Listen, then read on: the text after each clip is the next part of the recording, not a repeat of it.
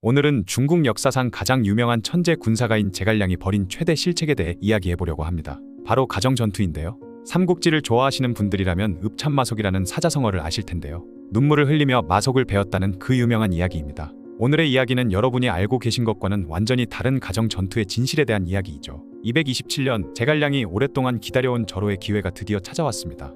위나라의 두 번째 황제 조비가 세상을 떠난 것이죠. 이에 조비의 신임을 받았던 사마이의 권력 기반이 흔들리기 시작했고 상용 지역의 수비를 담당하던 장수 맹달 역시 자신의 지위에 대해 걱정하기 시작했던 것입니다. 맹달은 원래 총나라 사람이었지만 과거 관우가 위험에 빠졌을 때 도움을 주지 않아 위나라로 도망간 배신자였는데요. 조비가 죽자 자신의 위치가 흔들릴 거라 생각한 맹달은 다시 총나라로 돌아오겠다고 연락해왔습니다. 하지만 총나라 조정의 대다수 관리들은 맹달의 귀순 제안을 받아들이지 말자고 의견을 모았는데요. 한번 배신한 놈을 어떻게 믿냐는 뜻에서였죠.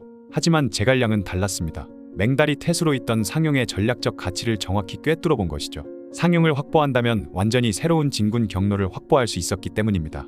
이전까지는 반드시 가파른 진령산맥을 뚫고 나가서 장안을 함락시키는 방법밖에 없었는데 상용을 차지할 수만 있다면 다른 길로도 갈 수 있었던 것이죠. 그리고 제갈량은 드디어 때가 왔다고 판단하고 황제 유선에게 그 유명한 출사표를 올렸습니다. 선황제께서는 직접 3차례나 신분을 낮추시며 이 미천한 신을 찾아주셨습니다. 이제 제가 그 은혜에 보답할 때가 왔습니다. 라는 내용의 출사표는 제갈량의 유비에 대한 충성심과 한나라 부흥에 대한 의지가 고스란히 드러나고 정말 감동적이라 현재까지도 전 세계적으로 굉장히 유명한 명문장으로 손꼽히죠. 하지만 문제가 생기고 마는데요. 배신을 약속한 맹달이 여러 핑계를 대며 거병을 미루면서 자꾸 시간을 끌기 시작한 것이죠. 이에 화가 난 제갈량은 장수 관모를 위나라에 위장 투항시켜 맹달의 반란 계획을 일부러 흘렸죠. 그러자 맹달에게 조정으로 들어오라는 명을 내렸고 갑작스러운 상황에 맹달은 우왕좌왕하다가 결국 뒤늦게 거병을 하게 된 것입니다. 그러나 사마에는 겉으로는 맹달을 달래는 편지를 보내면서 동시에 토벌군을 조직했고 곧바로 상용을 향해 진격하고 있었던 것이죠. 하지만 아무것도 모르던 맹달은 자신만만했는데요. 상용은 지형이 험하고 낙양에서 멀리 떨어져 있으니까 사마에가 군대를 보내더라도 한 달은 걸릴 거라고 생각했죠. 거기다 사마이가 직접 올 리도 없다고 봤습니다. 그러나 사마이가 이끄는 부대는 놀랍게도 단 일주일 정도 만에 상용까지 진격해왔고 고작 16일 만에 상용을 완전히 점령하고 맹달을 참수해버렸죠. 이렇게 제갈량의 북벌 계획이 첫 번째 단추부터 잘못 끼워져 버리고 말았습니다. 맹달의 계획이 실패로 돌아가면서 제갈량은 불가피하게 험난한 진령산맥 루트를 택할 수밖에 없게 되었죠. 그런데 이 산맥을 넘는 길이 여러 개 있었는데 가장 위험하지만 빠른 좌우곡 루트부터 시작해서 총 5개의 길이 있었습니다. 그런데 그 중에서도 가장 눈에 띄는 건 좌우곡 루트였는데요. 중간에 거쳐야 할 도시들이 모두 총나라 땅이고 험한 길만 넘으면 바로 장안이었기 때문이죠. 이때 위연이라는 장수가 나섰습니다. 위연은 정말 용맹한 장수였죠. 말단 병사 신분에서 시작하여 최고 지휘관 자리까지 오른 진정한 성공 신화의 주인공이었습니다. 그런 위연이 제갈량에게 제안했죠. 하우문은 겁이 많고 지략도 부족한 인물입니다. 저에게 5,000명의 정예병만 주신다면 좌우곡을 통해 진격하여 열흘 내에 장안을 장악할 수 있습니다. 이 소식이 전해지면 하우문은 틀림없이 도주할 것이고 그 틈에 공께서 주력 부대와 함께 오시면 됩니다. 정말 용맹한 장수답게 대담한 계획이었죠. 하지만 제갈량은 거절했는데 그 이유는 너무 위험하다는 판단이었습니다. 겨우 5,000명으로 장안을 점령한다는 건 위원 개인의 능력에 너무 의존하는 작전이었기 때문이죠.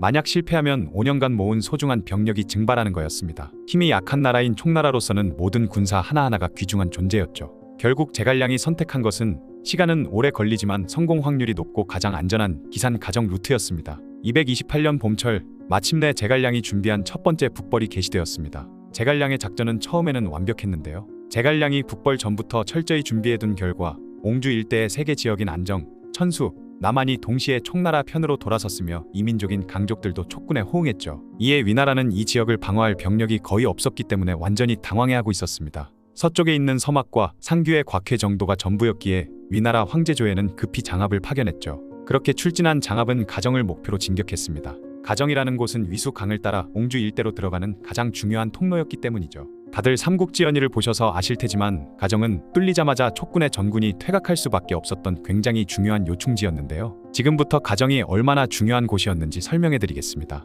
장안에서 옹주와 양주로 들어오는 길은 크게 두 곳이 있었는데 바로 한 곳이 가정을 통하는 곳이었고 다른 한 곳은 진창에서 기곡을 거쳐 기산 방향으로 오는 길 이 두 곳이었죠. 그래서 제갈량은 혹시 조진이 기곡을 거쳐 뒤치기를 올까봐 군을 나눠 기곡 방면으로 조운과 등지를 보내게 됩니다. 그리고 총나라 입장에서 가정 지역을 먼저 선점하고 장압의 부대와 대치하며 그곳을 지킬 수 있다면 많은 시간을 벌 수 있었기에 그동안 제갈량의 본대가 기산의 진을 친 뒤 옹주와 양주 일대를 점령할 수 있고 그러면 농서 지방을 완전히 총나라 땅으로 만들 수 있었죠. 이후 안정지역까지 손에 넣은 촉구는 남진하고 기곡에서 북진하는 부대가 협공해 더 수월하게 진창을 점령할 수 있으며 진창을 점령하고 나면 장안이 코앞에 있게 되는 것이죠.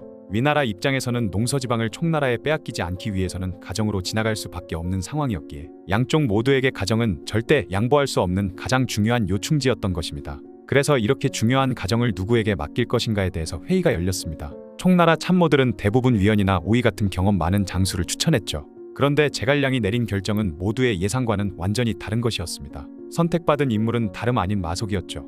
마속은 제갈량이 총애하는 부하였으며 형주의 명문가 출신으로 똑똑하기로 유명했다고 하죠. 하지만 문제는 마속의 실전 경험이 부족했다는 것이고 정사에서도 사람 보는 눈 하나는 뛰어난 유비가 마속을 싫어했다는 것입니다. 유비는 마속을 보고 행동보다 말이 앞서는 사람이라며 큰일을 맡기지 말라고 제갈량에게 여러 번 당부했다고 하죠. 심지어 죽을 때도 마속을 중히 쓰지 말라는 유언을 남겼지만 제갈량은 유비의 간언을 잊었는지 가정 같은 중요한 요충지에 마속을 보내버리게 된 것입니다. 한편 조운의 별동대는 기곡에서 조진과 맞붙었습니다. 조운은 이미 60대 중후반의 고령이었지만 여전히 용맹했죠. 비록 패배했지만 큰 피해 없이 병력을 수습해서 돌아왔는데요. 그런데 여기서 조운이 실수를 하게 되는데 바로 넘어온 잔도를 불태워버린 것이죠. 이 때문에 조진의 군대가 추격을 하는 대신 병력을 돌려 북쪽으로 진군의 총나라에 호응한 반란 지역들을 하나씩 점령하기 시작했던 것입니다. 만약 조운이 잔도를 태우지 않았다면 조진이 추격에 집중해서 제갈량이 더 많은 시간을 벌 수 있었겠죠. 어쨌든 제갈량의 명을 받은 마속이 가정에 먼저 도착했고 부장 왕평과 함께 진을 설치하기 시작했습니다. 정상적이라면 좁은 길목에 진을 친 뒤 장압의 본대를 막으면 수월하게 그 지역을 차지했겠지만 어찌된 영문인지 마속의 선택은 산꼭대기였죠. 이에 왕평이 산 위에 올라가면 물이 부족하고 병력 운영이 어렵습니다 라며 마속을 만류했습니다. 하지만 마속은 끝내 왕평의 의견을 무시했고 왕평은 할 수 없이 산 아래의 천여 명의 병력과 함께 주둔하게 되었죠. 그러나 위나라 장수 장압은 전장의 베테랑이었는데요. 원소 휘하에서 시작해서 조조에게 귀순한 후 수많은 전투를 경험한 노장이었습니다. 가정에 도착한 장압은 마속이 산 위에 진을 쳤다는 보고를 받았죠. 장압에게는 정말 고마운 상황이었습니다. 그리고 곧바로 병력을 이끌고 산 위에 진을 친 마속의 군대를 포위했죠. 그리고 나서 장압은 마속의 부대가 보급을 받지 못하도록 했을 뿐만 아니라 물기를 끊어 물까지 마시지 못하도록 해버렸던 것입니다. 시간이 지나면서 식수가 떨어진 마속의 군대는 점점 사기가 꺾이기 시작했고 결국 그렇게 있다간 말라 죽는 수밖에 없었기 때문에 마속은 어쩔 수 없이 공격을 시도했지만 이미 너무 늦은 상황이었죠. 이미 마속의 군대는 사기가 너무 떨어져 있었기에 장압에게 철저하게 대패해버린 것입니다. 다행히 산 아래에 진을 치고 있던 왕평이 북을 울리며 지원을 했던 덕에 전멸은 피할 수 있었죠. 하지만 가정에서의 패배로 총나라군은 전군 후퇴를 하기 시작했고 그렇게 제갈량의 1차 북벌은 완전히 실패했습니다. 여기서 중요한 질문이 나오는데요. 정말 마속만의 잘못이었을까요? 마속이 산에 올라간 것도 나름의 이유가 있었을 겁니다. 총나라 군대는 위나라 군대에 비해 질이 떨어졌기 때문이죠. 이런 상황에서 평지에서 정면 승부를 벌이는 건 불리했을 테고 그래서 지형적 우위를 잡으려고 산에 올라간 것일 수도 있습니다. 조금만 버티면 제갈량 본대가 와서 장압을 협공할 수 있을 거라고 생각했을 테죠. 하지만 제갈량은 오지 않았습니다. 또한 제갈량은 원래 매우 신중한 성격이었죠. 1차 북벌 때도 위나라의 3개 군이 투항했는데 빨리 진격하지 않고 천천히 움직였습니다. 상대방의 실력을 정확히 파악하지 못한 상태에서 무리하고 싶지 않았던 거죠. 이런 안전주의적 성향이 마속을 구원하지 않은 이유일 수도 있습니다. 장압과 정면으로 맞붙어서 자신도 패할 위험이 있다고 판단했을지 모르기 때문이죠. 나중에 사마이가 제갈량은 뜻이 크지만 기회를 살피지 못하고 꾀가 많지만 결단력이 부족하다 라고 평가했다고 합니다. 어떻게 보면 정말 냉정하고 정확한 평가였죠. 제갈량은 안전하게 진을 굳히는 데는 뛰어났지만 중요한 순간에 과감하게 결단하지 못하는 약점이 있었던 것입니다. 어쨌든 결국 가정에서의 패배로 제갈량의 1차 북벌은 완전히 실패했죠. 3개 군이 투항했지만 가져온 건 천수군 서현의 인구 1000여 가구뿐이었습니다. 이후 제갈량은 스스로 벼슬을 깎아 우장군으로 강등되었고 마속은 군법에 따라 참수되었죠. 마속이 참수당하기 직전 상난과 장환, 이막 같은 사람들이 마속을 살리려고 노력했고 북벌에 참여한 장병들이 마속의 죽음의 눈물을 흘렸다는 기록이 있는데요. 만약 마속이 정말 무능한 장수였다면 이런 반응이 나왔을까 싶죠. 제갈량은 분명 뛰어난 인물이었습니다. 5년간 총나라를 안정시키고 20만 대군을 키워낸 것만 봐도 그의 능력을 알 수 있죠. 하지만 그도 완벽하지는 않았습니다. 특히 군사적 결단력에서는 한계를 보였죠. 1차 북벌에서 가장 좋은 기회를 놓친 것도 결국은 그의 신중함 때문이었습니다. 오늘 우리가 살펴본 가정 전투는 단순한 전술 실패가 아니었는데요. 제갈량의 성격적 한계와 당시의 복잡한 상황이 만들어낸 비극이었죠. 제갈량이라는 천재도 결국 인간이었고 인간에게는 한계가 있다는 걸 보여주는 사건이 바로 가정 전투가 아닐까 합니다. 마속은 정말 무능한 장수였을까요? 아니면 제갈량의 정치적 희생양이었을까요?